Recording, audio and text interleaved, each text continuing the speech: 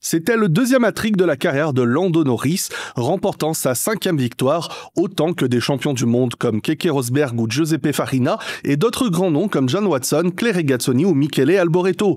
Sa 10e pole position le place égal à un autre champion du monde, Jürgen Rindt, tout comme son 13e meilleur tour d'égal à Alan Jones et aussi Riccardo Patrese. Il a enregistré son 27e podium en Formule 1, le plaçant à égalité avec Carlos Sainz, Bruce McLaren et Ralf Schumacher.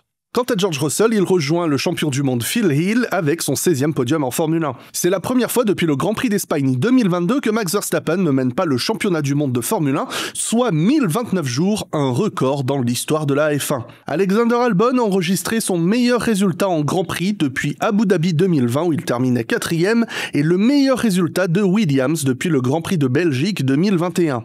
Et petit point rookie sur Andrea Kimi Antonelli qui devient le 6e rookie en 30 ans à terminer dans le top 5 pour son premier Grand Prix. Les précédents étant Jacques Villeneuve en 96, Mark Webber en 2005, Lewis Hamilton en 2007, Kevin Magnussen en 2013 et Felipe Nasser en 2015. Et enfin un petit mot sur la malédiction australienne qui continue car Oscar Piastri aurait pu ce week-end mettre un terme à plus de 40 ans de malédiction pour les Australiens à domicile.